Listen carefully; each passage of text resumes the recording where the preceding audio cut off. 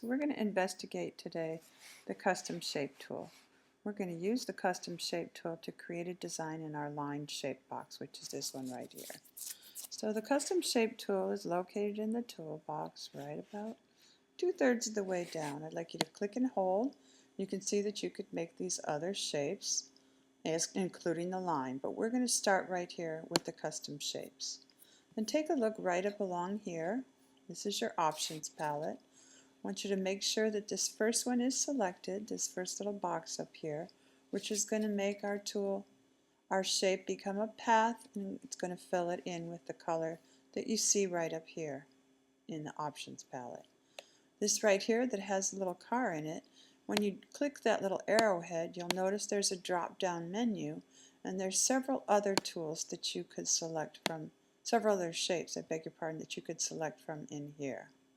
So choose one of the shapes that has a solid block to it, like this one, versus one that has just lines that select this flower. So come over here to the line box and click and drag, and notice it creates the shape right there, as well as making it a shape layer, which means it's a vector image,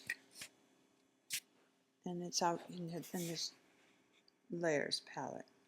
We're going to duplicate this layer by dragging this little layer right down here to the new layer icon.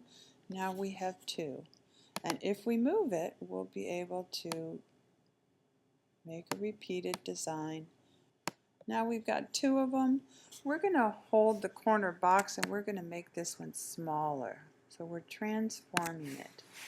At the same time that we did that, now that we've got a little bit smaller, we can apply that transformation, otherwise it would lock us out, by hitting return or enter, or by going up here and clicking this check mark right up here in the options palette.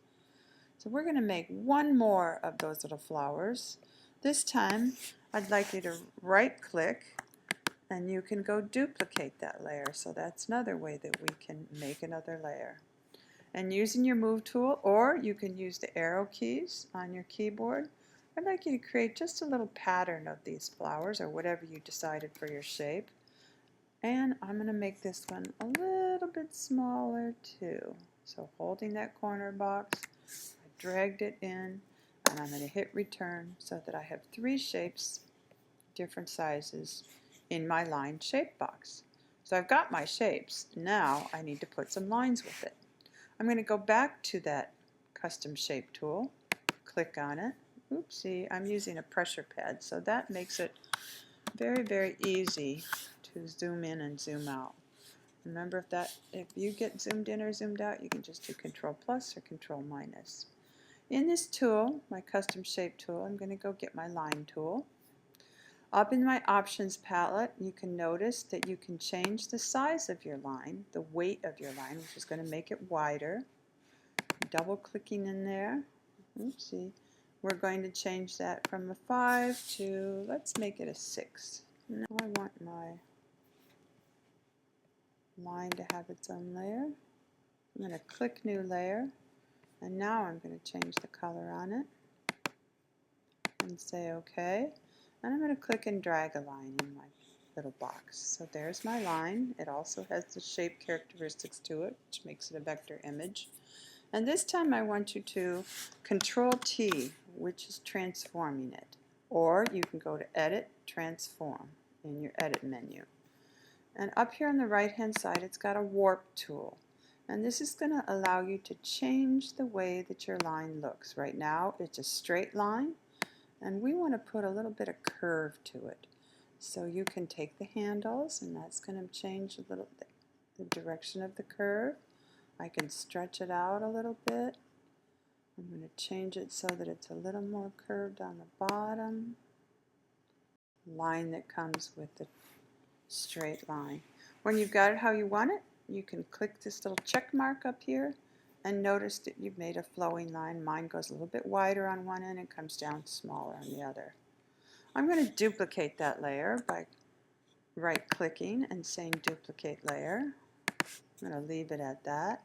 And I'm going to get my move tool, because right now they're on top of each other, and I'm going to move that down.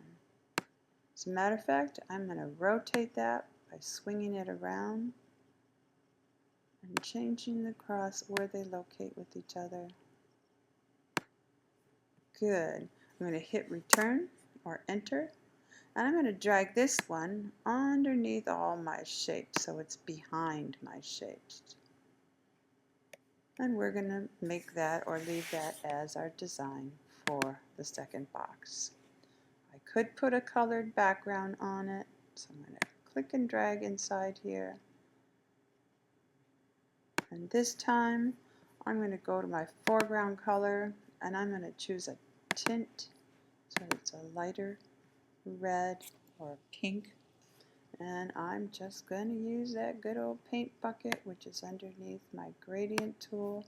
But I'm going to make sure that I make a new layer first and fill it with the pink. And this time I'm going to show you can come up to your opacity slider and you can make it so it's not quite so dark. There we go. Make sure we save it. And we've created the design in our line shape box.